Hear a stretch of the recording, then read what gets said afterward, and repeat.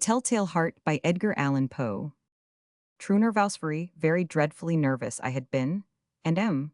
But why will you say that I am mad? The disease had sharpened my senses, not destroyed, not dulled them. Above all was the sense of hearing acute. I heard all things in the heaven, and in the earth I heard many things in hell. How then am I mad? Hearken, and observe how healthily, how calmly, I can tell you the whole story. It is impossible to say how first the idea entered my brain, but once conceived it haunted me day and night. Object there was none, passion there was none. I loved the old man, he had never wronged me, he had never given me insult for his gold. I had no desire, I think it was his eye. Yes, it was this, he had the eye of a vulture, a pale blue eye with a film over it. Whenever it fell upon me my blood ran cold. And so by degrees, very gradually, I made up my mind to take the life of the old man, and thus rid myself of the eye forever. Now this is the point. You fancy me mad, madman, know nothing. But you should have seen me, you should have seen how wisely I proceeded, with what caution, with what foresight, with what dissimulation I went to work.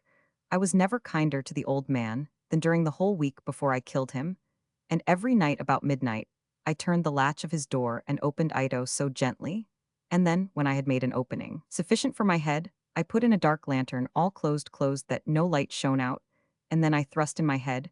Oh, you would have laughed to see how cunningly I thrust it in. I moved it slowly, very slowly, so that I might not disturb the old man's sleep.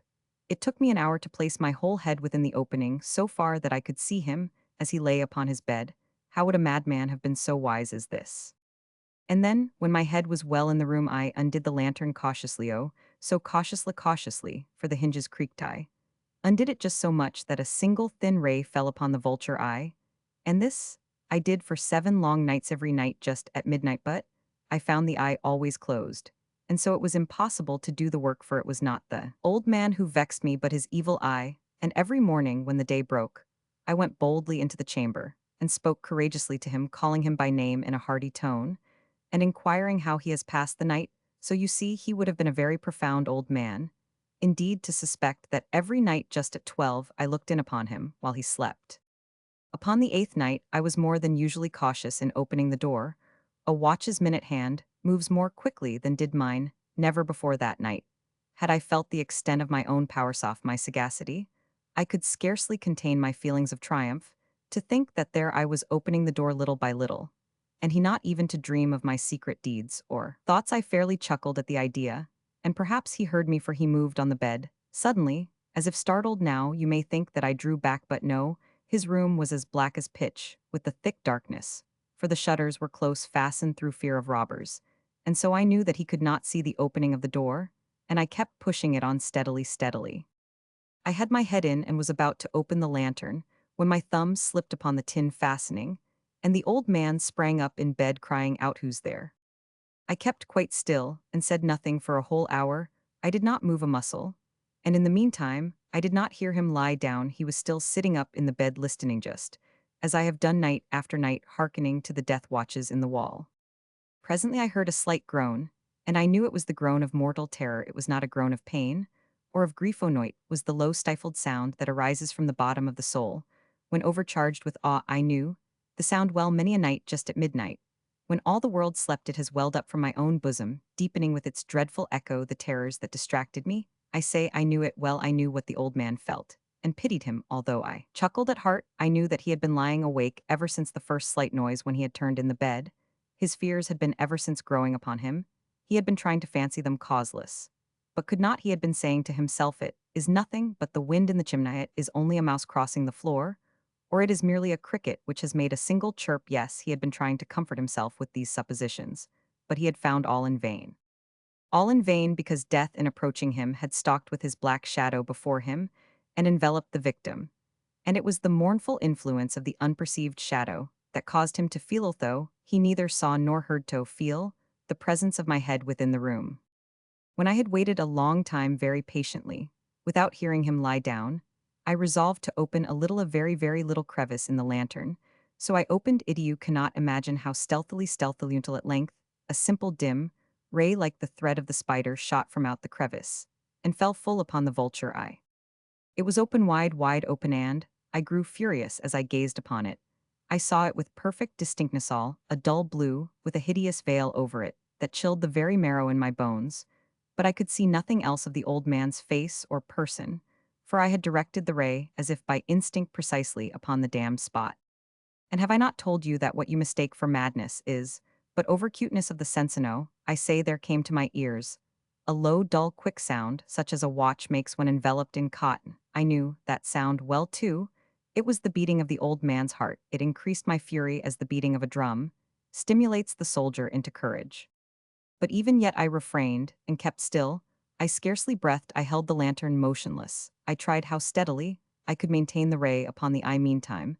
The hellish tattoo of the heart increased. It grew quicker and quicker and louder and louder.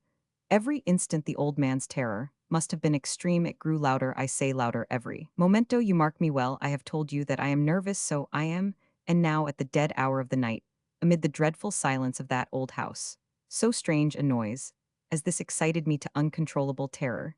Yet for some minutes longer I refrained and stood still, but the beating grew louder, louder. I thought the heart must burst. Now a new anxiety seized. Meth sound would be heard by a neighbor. The old man's hour had come. With a loud yell I threw open the lantern and leaped into the room. He shrieked "Ancience" only in an instant.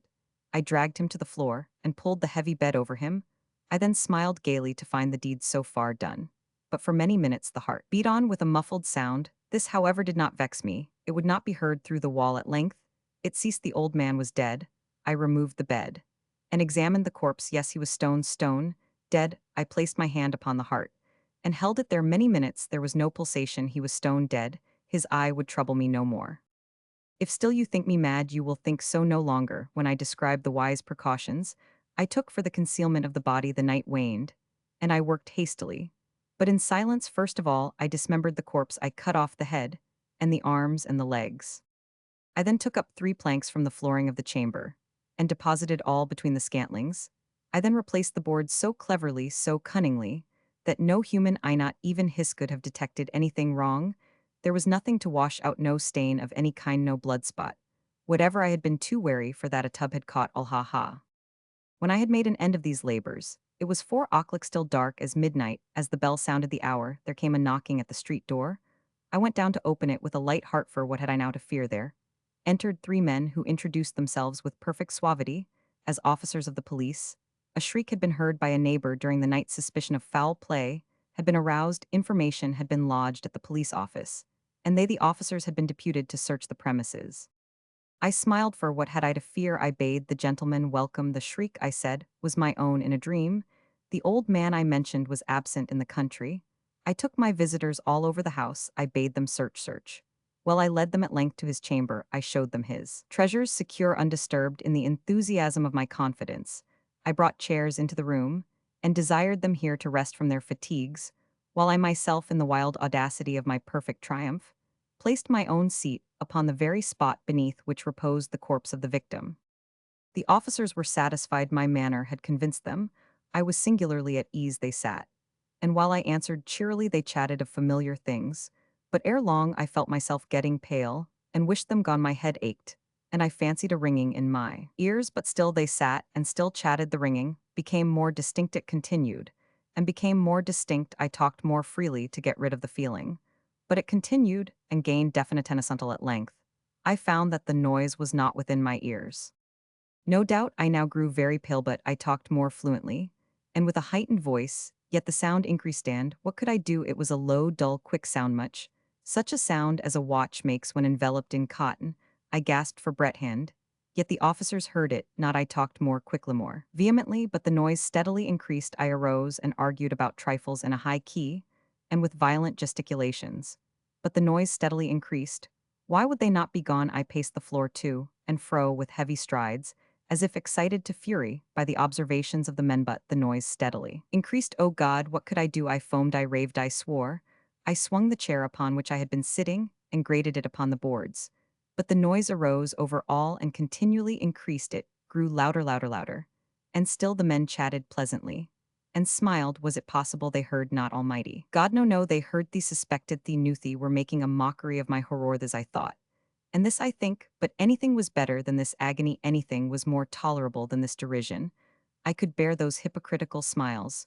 No longer I felt that I must scream or die, and no again. Hark, louder, louder. Louder is louder. Villains, I shrieked, dissemble no more. I admit the deed tear up the plancture hear it, is the beating of his hideous heart.